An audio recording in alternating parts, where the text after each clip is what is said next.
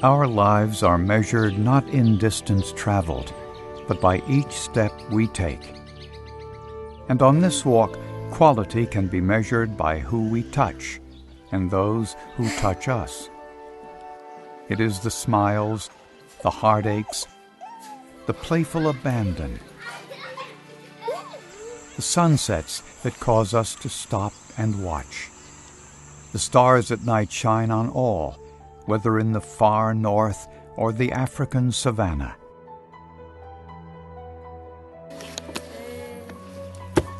This is a story of us. It just happens that this story takes place in southern Sudan, in a village called Old Fangak.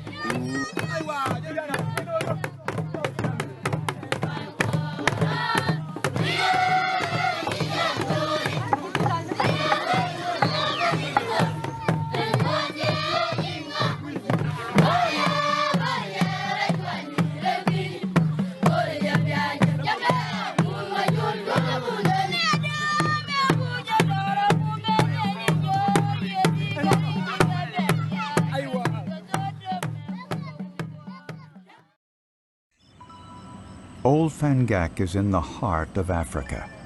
It is located in the northern portion of southern Sudan, an area called the Sood, the largest wetlands in the world.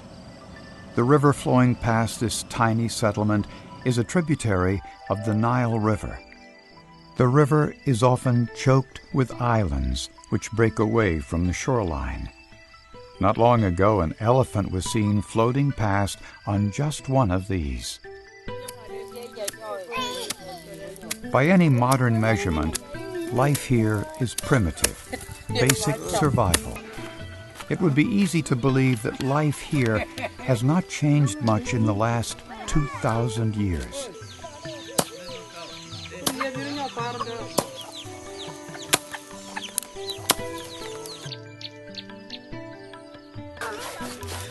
The food ground on stone.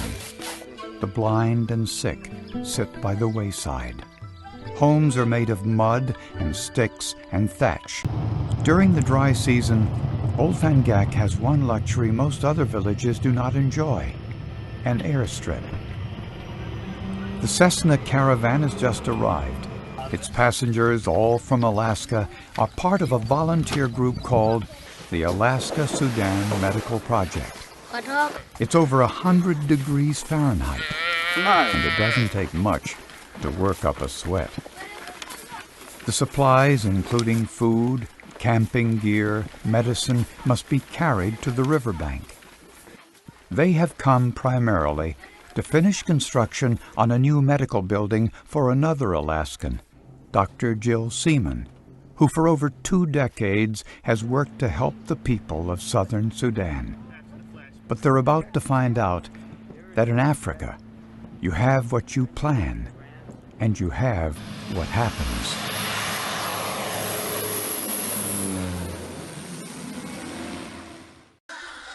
The building shell has become home for 100 or more Sudanese who have come to Old Fangak to be treated for a deadly parasitic infection. The village is ground zero of an epidemic of Kala Azar. These IDPs, internally displaced people, came sick and starving. The clinic became their refuge. First word of the spreading epidemic came a few months earlier. Clinic medical officer Sunduk Magwek, who is also called Peter, noticed an alarming and growing number of patients with Kala Azar and reported the news to Dr. Jill, who was back in Alaska working in Bethel. Because the normal number was below 100, so when it reaches to 500, from there I said, this is abnormal now. I feel it is Kala Azar outbreak time.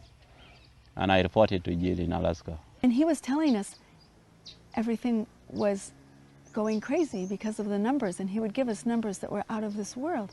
We came back to the week that they admitted the most people in 1 week. 280 people were admitted in 1 week. It's a lot of people to admit.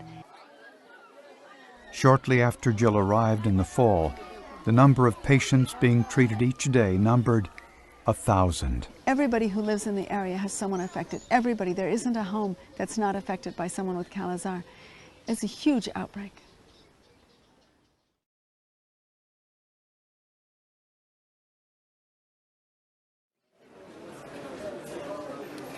Dr. Jack Hickel arrives in Nairobi, Kenya on his way to Olfangak. In Sudan, he's joined by Dual Goni, a Sudanese educated in the United States returning home to help. After a day's travel on the Zaref River, Jack and Dual arrive in the village, and David gives a tour of the new medical clinic and ongoing projects. Outside on the dirt, the IDPs are preparing meals. Sometimes they have fish from the river made into a stew. Usually, it is sorghum cooked into a thin, hot porridge. The sorghum and cooking oil is provided by the World Food Program and is rationed to the Kala Azar patients. Already undernourished, they need both food and medicine to get well. Around 9 in the morning, the patients coming for their daily Kala Azar treatment start a slow and steady march towards the clinic. All ages of patients, but it's mostly the young. The area beneath the trees and outside the clinic soon fills. This is the sound of morning clinic.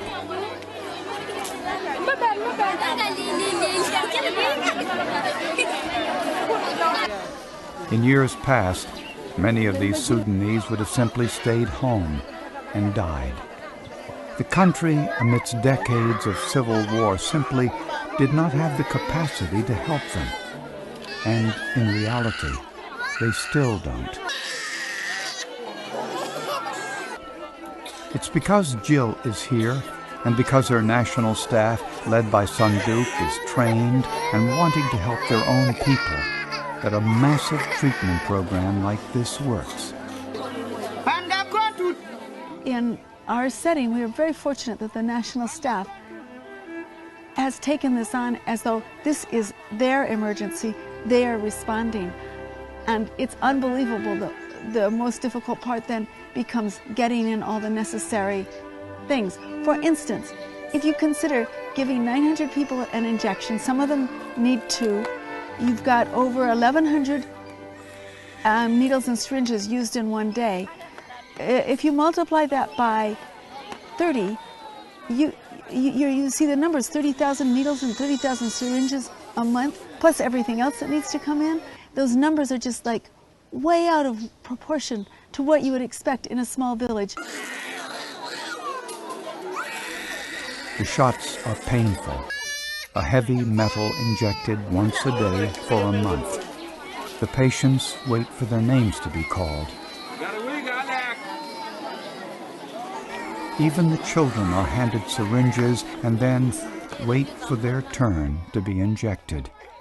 It is noisy, chaotic, necessary, and soon it will be quiet again until tomorrow.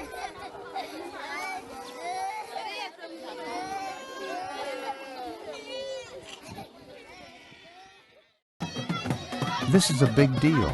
It's a celebration principally to say thank you to the men and women from Alaska. Thank you to Dr. Jill and to the national staff who are caring for the thousands of sick during the Kala Azar epidemic.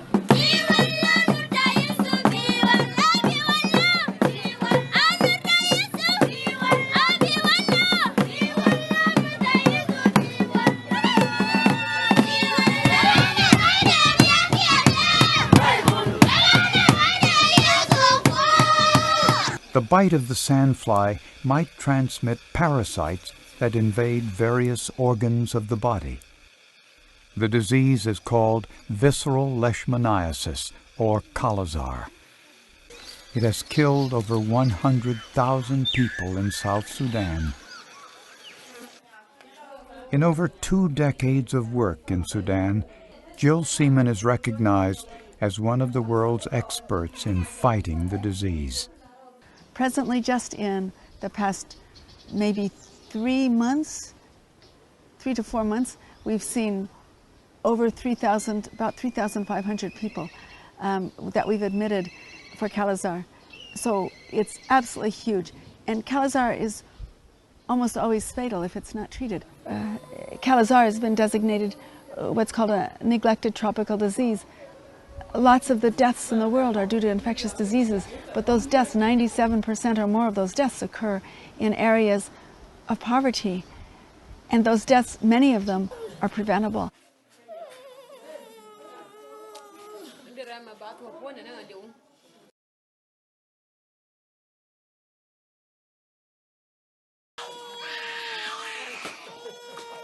Here's a sight you won't see in many medical clinics back home: infants hanging from trees. Nurse Ann Evans, a friend of Jill's from Bethel, is working admissions. These babies are being admitted for treatment of Kala Azar, and dosage is dependent on weight. It seems that infants and children are most at risk of being bitten by the sandfly which carries Kala Azar. Kids playing outside are bitten more frequently, sometimes with deadly results. The clinic is admitting as many as 30 new patients each day, with no end in sight.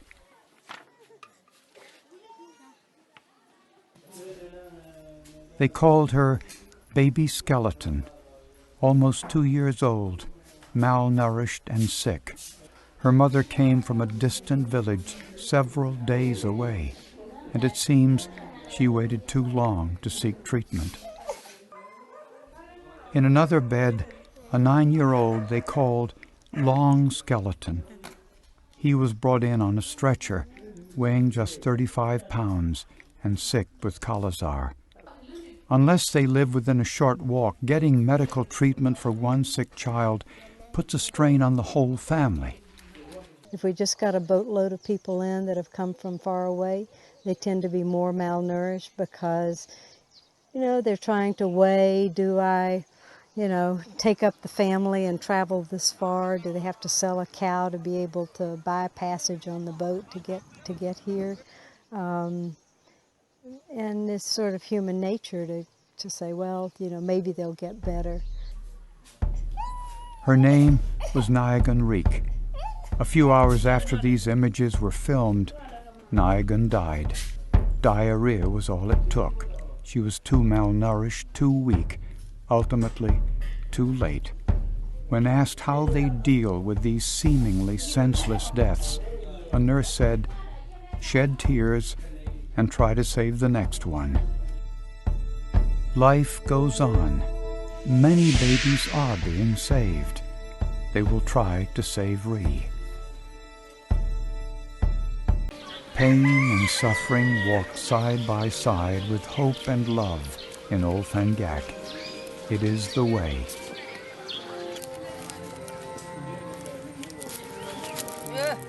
After 6 weeks, Ree is recovering.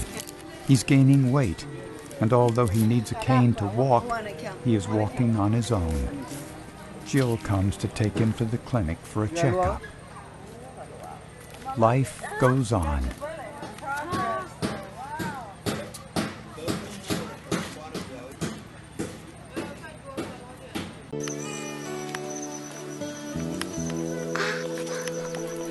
This is the story of us. We just happen to live in different villages.